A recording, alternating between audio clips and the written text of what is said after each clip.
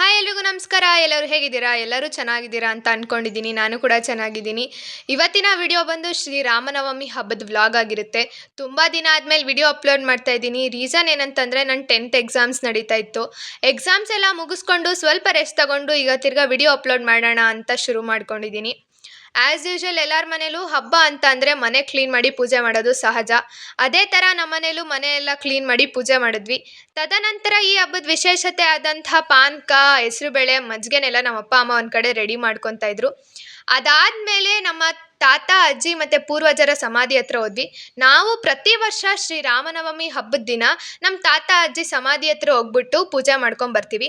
ಅದೇ ಥರ ಈ ವರ್ಷವೂ ಹೋಗಿ ಹಣ್ಣು ಹಂಪಲು ಪ್ರಸಾದ ಎಲ್ಲ ಇಟ್ಟು ನಮ್ಮ ತಾತ ಅಜ್ಜಿನ ಪೂಜೆ ಮಾಡ್ಕೊಂಬಂದ್ವಿ.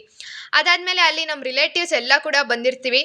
ಅಲ್ಲೆಲ್ಲ ಒಟ್ಟಿಗೆ ಸೇರಿಕೊಂಡು ಪ್ರಸಾದನ ತಿಂದು ಎಂಜಾಯ್ ಮಾಡಿದ್ವಿ. ಇದಾಗಿತ್ತು ಅವತ್ತಿನ ದಿನದ vlog. Thank you for watching.